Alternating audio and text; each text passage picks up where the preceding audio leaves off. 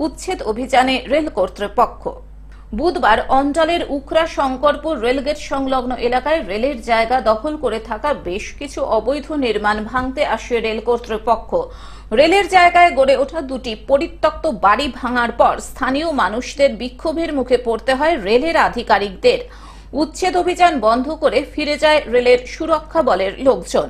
ঘটনার খবর পেয়ে ঘটনাস্থলে পৌঁছায় উকরা পঞ্চায়েতের তৃণমূল উপপ্রধান সরল সাইগল ও তার অনুগামীরা। স্থানীয় বাসিন্দা আলম শেখ জানান, দীর্ঘ বছর ধরে তারা এই এলাকায় বসবাস করছেন। আজ হঠাৎ করে রেল কর্তৃপক্ষ উচ্ছেদ অভিযানে নামলে তারা যাবেন কোথায়? স্থানীয়দের দাবি, তাদের পুনর্বাসন দিক রেল কর্তৃপক্ষ, তারপরই তাদের উচ্ছেদের কথা ভাববে। আলমবাবু জানান, পুনর্বাসন না হলে উচ্ছেদ অভিযানে তারা বারবার এভাবেই বাধা দেবেন।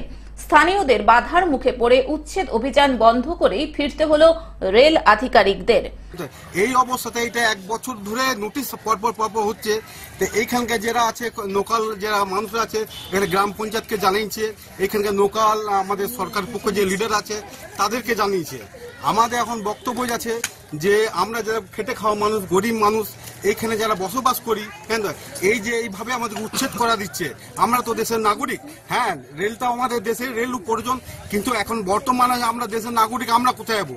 এখন যে দ্রব্যমূল্যের যে অবস্থা, মানুষ দিন আনছে দিন খায়, হ্যাঁ তো এখন তাদের আর্থিক অবস্থা খুবই খারাপ। পুনর্বাসন চাইছি, আমরা পুনর্বাসন চাইছি। অন্ডাল থেকে সুকান্ত বাগদির রিপোর্ট, গ্লোব নিউজ। এখন থেকে গ্লোব টিভি দেখুন আপনার স্মার্টফোনেও।